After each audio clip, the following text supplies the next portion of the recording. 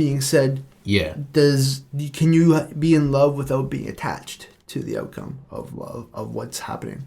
Well, I mean, you can, but like that's almost companionship in a way. It's like it's not as serious. I think it depends, because some people don't mind a love that's not intense. For me, like, my ideal scenario is an absolutely intense thing where we are completely attached, and it's like we know it's gonna fucking suck without each other, and it's like that's almost kind of the fun of it. It's like, okay, it's like we love and hate this at the same time. It's almost as soon as you start pushing that what's the word I use there, the attachment of it, it almost makes it not even worth it at the end, because the attachment, because like the more you add attachment to it, the more sick you get. The more it's like the more love you put in, the more love will dependency, right? Yeah. So like once it tears apart, it's the whole like love sick. Love is a drug. You know what I mean? It's like something you want to grasp onto, and the more you take of it, the more devastating it will be if that ever leaves. Yeah, because this brings us to a good segue into like a lot of relationships develop dependencies. Yeah. And so then this, like, it's very rare that you ever see actual love relationships. A million motherfuckers are going to tell you that they're in love, but fucking one of those motherfuckers actually is. And so a lot of relationships I've seen is like, they like so many ways about that person, and also the feeling that they get from that person, they allow that feeling to substitute their own capacity to like produce that feeling. So since they're not developing the capacity to like, and this maybe comes into like self-love, they're not developing the self-love, they're like getting the love from somebody else, and that's filling them up. And like maybe a weird relationship could work where it's like what they give to you fills you up so that you don't need to fill yourself up, and then what you give to them fills them up so they don't need to fill themselves up. But that seems, I don't know, man. Like that doesn't even seem realistic. Do you think that? No, I think that is actually the key. Funny enough, because I don't think you could ever love anything without loving yourself first. But the thing is, there's a part of that that's actually wrong from the way we word it. I kind of wrote it down here because I want to bring this up. Yeah. You can only love what part of you that's in relation to something else. You can only love what part of you is in relation. So like you love the way that you are in that relationship. Exactly. So this kind of comes to like when it says like, I'll give you like a more of a easy example. Like say I love this feather, right? Yeah. What you love about the feather is that what it looks like. So it's your reaction to the feather. Oh, see, I thought you were or kind even of the saying, feeling of the feather. You love the feeling. Aren't you saying more like when you're in a relationship, say you had a girl that like really like pushed you to become better at something that you were trying to be better at, and her encouragement like made you feel like you had the confidence that you could do it and all this stuff.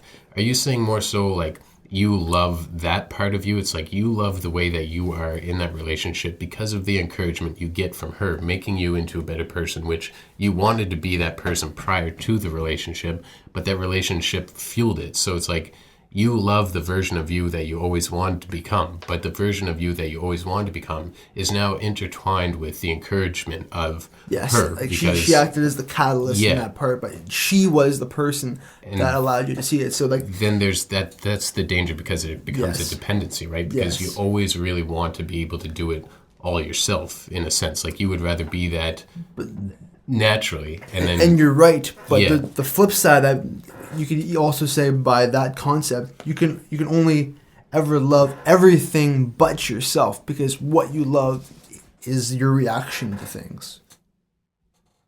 Yeah. Okay. You can only love everything but yourself. But yourself. I mean, no, because you can love yourself. I mean, because like, what do you love about yourself? Fucking, we got too long. This list gonna be a one motherfucker. Thing. I'll show you what I mean by the example. Okay, what do I love about myself? Well, my mind. Yeah, that'd be. See.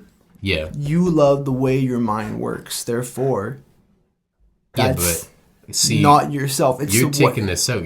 What you're saying is like how my mind works is not something that I like achieved. You're almost like you're discrediting the work that I did to make myself the way that I am. So like I'm like No, I'm not doing that at all. well then you're not really right in saying that, because if I love my mind is something that I've worked on to like I've cut out parts that are shitty. You know, I've implemented things that Of course, I feel like but that doesn't discredit that. Is what I'm saying. How you're saying though is like I'm in love with how my mind works. Like I am in love with how my mind works, but I made my mind work how my mind works. You know, obviously I had some natural skill sets that I built on. So it's like, I can kind of agree with you in a sense, like, okay, there was tools that were there already that I built upon. So like those things, since they occurred naturally, like, I don't know where those, the thing is, what you love about your mind is that you worked on your mind and you love the work that you put in to sculpting your mind. So, but then there's two things. It's like, I loved the work that I did, even though I couldn't really agree with it because some of it was a son of a bitch. You know, there's certain things I had to do to fucking cut out some habits. So what I really do love is the way that it now works currently because of what I did. What I did, some of it was, I enjoyed it. Others were a fucking, you know, pain in the ass. So not all of that I would love, but I do love how it's, you know, the achievement, like the end result. And I know what you're getting at here, but I think you still understand what I'm saying when I say that. Yeah, just because like the way it's worded almost sounds like it discredits your hand in the matter. That's why I was like picking it apart, because if you say you just love the way your mind works, it's like, well, the way your mind works. I always look at us as like a blank canvas in this analogy here, because like what we are products of our environment. We only know what we are. Oh, see, but now in consideration to something else, because I think that this is like the nature versus nurture thing. There is nature, you know, because you have some natural tendencies that are your own, wherever they came from. If we're going to discuss where they came from, we got to get into like past life things and like or all like in our DNA and stuff like that. So like there are some ways that you were just inherently like that way. Yeah. So then, you know, of course you're absolutely right. Like your environment is going to tailor those and it's going to strengthen those. It could chip away at those. You know, you do a plethora of fucked up things or you know, beneficial things depending on the environment. So it's and that's still not always like concrete. Like past lives, we only have so much proof of how that actually plays in, and if it actually exists. Well, I mean, we don't have any concrete evidence that say shit's kind of like aliens, bro. I mean, you think you don't get past lives? I'm not gonna say there is or isn't. I'm just saying that there's nothing concrete when it comes to that. So if you what were do you mean, to look, like some scientists prove that like some kid was, but look, check, we do have concrete proof, because I think I told you about this little fucking punk down in Brazil. He got born or she got born, she'd be saying all this shit about some family in the fucking States. So the family was like, okay, whatever, just kid rambling bullshit. Yeah. But then after the kid kept rambling the same bullshit, talking about how she or he was a fucking grandma at this family out in the fucking States, they're like, okay, we're going to fucking get in contact. Internet, simple as fuck. They get on there, fucking hit up the family, I don't know, Facebook, whatever, sent an email, who fucking knows. But they get in touch with the family. They said, yo, look, this bitch be saying all this shit about like being your grandma.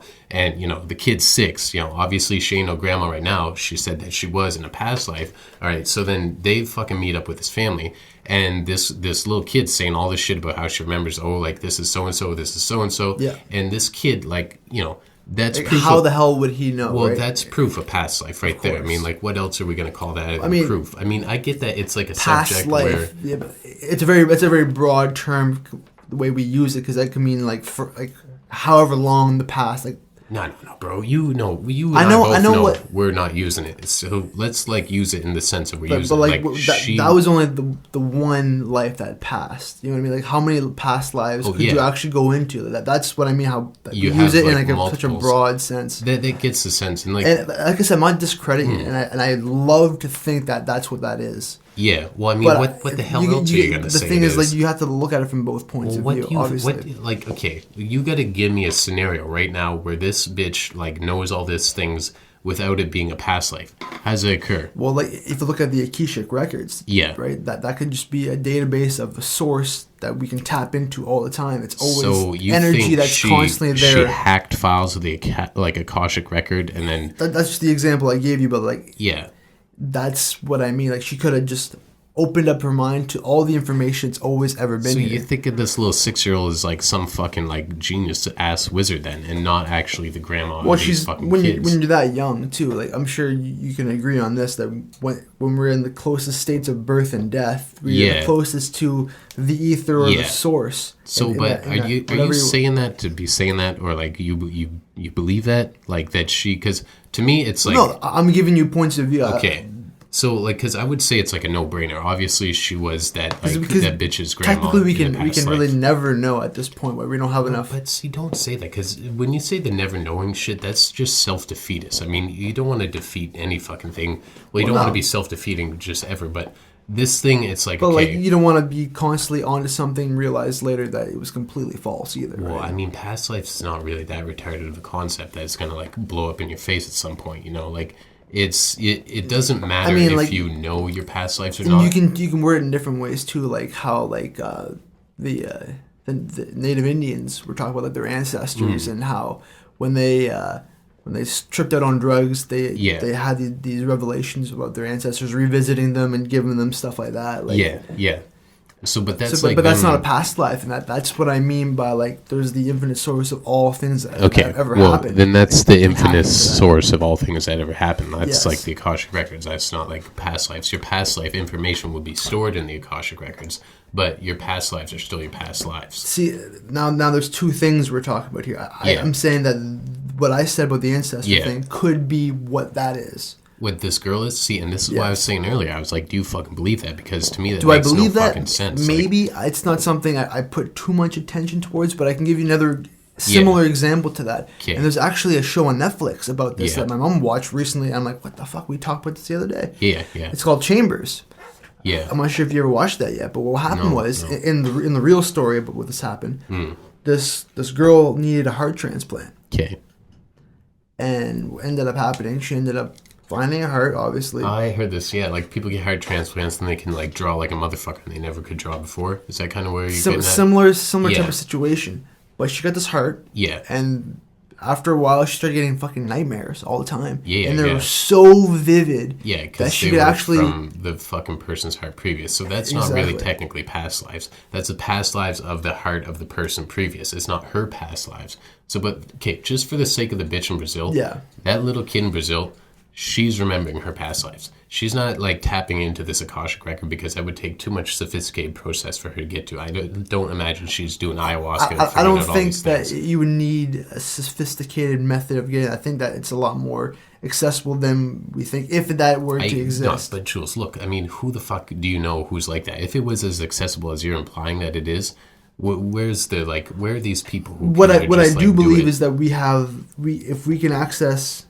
especially through meditation, that we can access what we call the Akashic records, or that all energy, everything that's ever happened is accessible to us, which is also your past lives. That's what I mean. Yeah. Okay. So, but like your past lives are your past lives. The Akashic record can contain more information than just your past lives. You can know about other things that aren't like what you lived.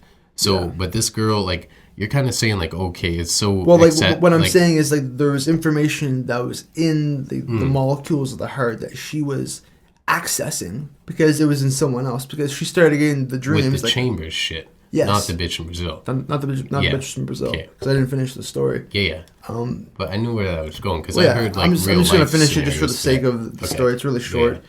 And like I said, she started getting the nightmares. And then they were so vivid, she could actually see this person's face, that she was being murdered almost every night. And come to find out, she went to the doctor, and they found out that the heart that she got was from a girl that was murdered. Yeah. And apparently, her visions were so vivid that she knew the guy's face, and they actually found this guy. Oh, they caught the crime. Yeah, kind of like a medium. They caught the murderer. Shit. That's fucking badass. Yeah, that's a good fucking clever. And I thought that was a really intense story, and really made me think a lot about like how energy transfer is something that's incredible. Yeah. Well, did you ever hear about that real life guy who like he got a heart transplant and then he could like just draw like a motherfucker? It's somewhere I watched on YouTube. This guy, whatever, he got a heart transplant, and so whatever, it's fine, hearts, and then he just started having the urge to draw. That's so fucking cool. I heard the same thing similar to this guy who could play piano like a genius after getting struck by lightning. Yeah, I think I heard about that too. Yeah, that does sound familiar. All right, back to love. Back to love.